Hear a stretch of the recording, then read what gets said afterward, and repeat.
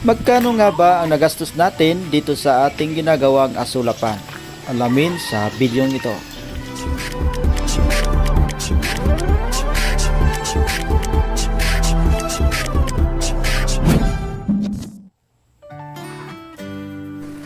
Update muna tayo guys dito sa ating mga manok, dito sa ating grower house.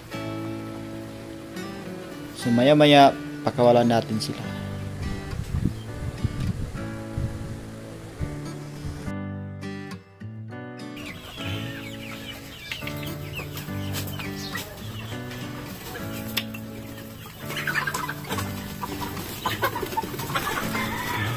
So yan nila guys.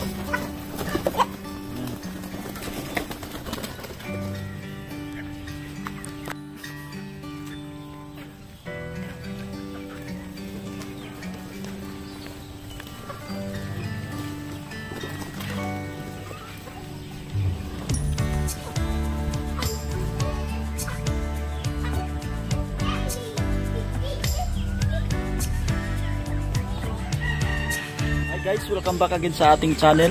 So nandito tayo sa labas ng bahay. Ang gagawin natin muna ngayon, harvest muna tayo ng asula. Yan, makikita nyo dyan. Meron po tayong asulapan dyan. Bago natin pag-usapan yung magkano yung ginastos ko dito sa asulapan. So ngayon, kuha muna tayo ng lalagyan ng asula. So ito yung gagamitin natin guys.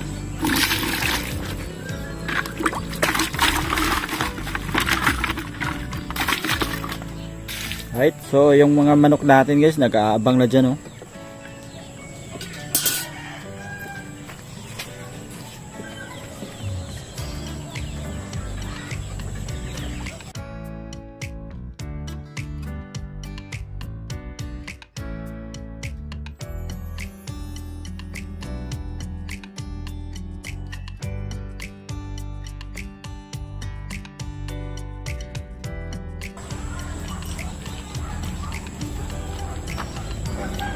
So guys, ganito yun kadami yung nakuha natin, no?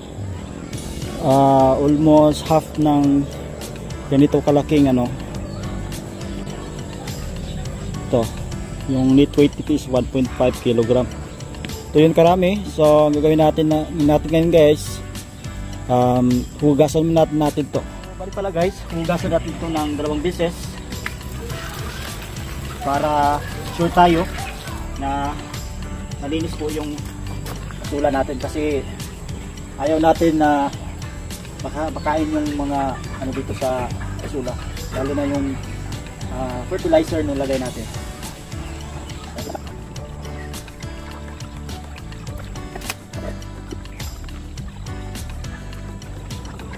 Ito na yun guys, so lagyan natin to ng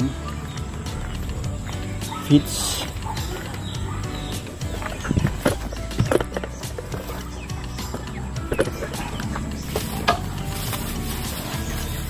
Bali yung ilagay natin, 4 naman ito.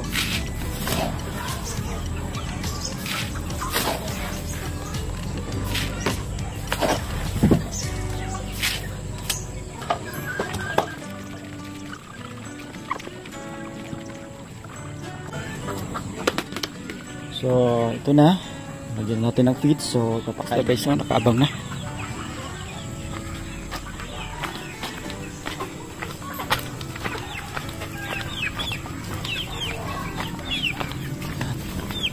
Guys,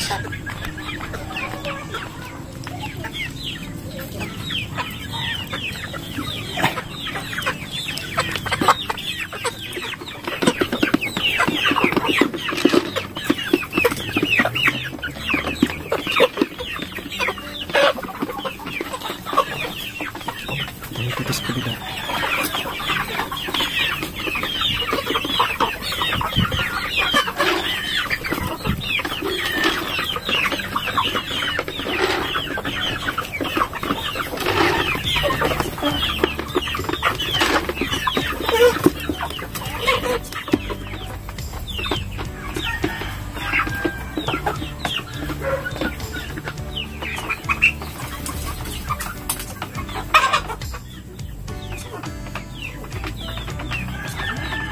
So bali pala guys, no, yung pinapakain natin ng hapon, halos ganito, may asula mixed with feeds. Pero pag umaga, ano tayo guys, feeds lang, kasi yung asula natin hindi pa kayang ma-produce ng marami, no.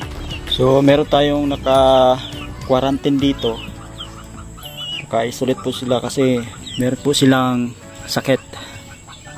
Yung dalawa o tatlo, nagano sila, yung mata nila is merong sipon, tapos meron namang bulutong yung mata nila guys. Okay, so papakainin din natin yan ng asula with feeds.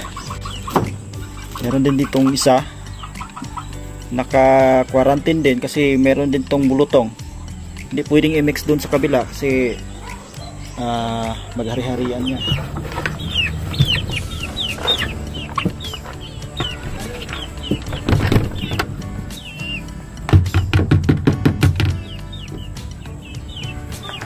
So guys, ito na guys kung magkano yung nagastos natin dito sa paggawa natin ng asulapan. So unahin natin dito guys yung size ng asulapan natin.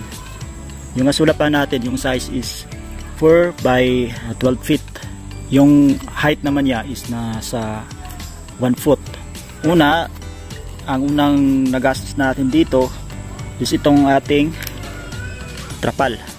So ang trapal ay size niya is 6 by 14 feet. Ang price naman nito is 741 pesos. Nabibili ko yan sa Shopee guys, o kasama na dyan yung shipping fee. So 741 pesos. Tapos nilagyan natin ito ng yung net.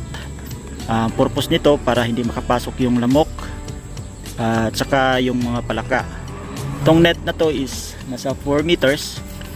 Ang nagastos ko niyan is 204 pesos. Ito, nilagyan din natin ito ng paposte natin guys, no. Ito yung kahoy. So itong kahoy na to, mga tira-tira lang to sa ginagawa nating brooder at saka yung sa grower house. So since nagamit din natin yan, so lagyan muna natin yan ng presyo ng 50 pesos. Tapos bumili tayo ng asula. Ang halaga po yung asula na binili natin is 100 pesos. Tapos yung cow manure na binili natin, 80 pesos per sacks po yun. Naglagay po tayo ng C-channel. Ito, C-channel. Nakalimutan ko lang guys kung magkano po itong C-channel. Pero itong C-channel na to is tira po ito sa paglagay po namin ng ceiling dito sa loob namin ng bahay. So kung sama natin to, pero okay naman na walang ganito. Nilagyan ko lang para mas maganda siyang tignan. So itong C-channel na to guys, di ko alam yung magkano yung presyo ngayon, pero nilagay ko lang dito is 150 per length. So dalawa tong nagamit natin, so it means 300 pesos. Naglagay po tayo ng rope. Itong lubid, makikita natin itong lubid. Itong yellow na lubid is free po to sa pag-order natin ng trapal. So ito, sobra din to nung time na ginagamit natin paglagay ng net dito sa ating paddock. Konti lang naman to, so nilagyan ko din dito ng 40 pesos. All in all guys, ito po yung asula natin. Umaabot po siya ng 1,515 pesos. So all in all, yung talagang nagamit natin guys, maliban dun sa mga existing na materials natin dito sa bahay, plus natin yon sa C-channel at saka itong kahoy. Tira-tira lang kasi ito, yung itong kahoy na to at saka itong lubid na to. So kung i-minus natin guys, ang total nyan is 1,125 pesos. So 1,125 pesos lang guys yung nagastos natin dito sa paggawa ng asula natin. So next time, plano natin na mag-expand tayo ng ating asulapan. Dito ay extend natin dyan sa susunod. Guys, abangan nyo sa next natin ng mga video. Alright guys, so maraming salamat sa panonood ng video na to.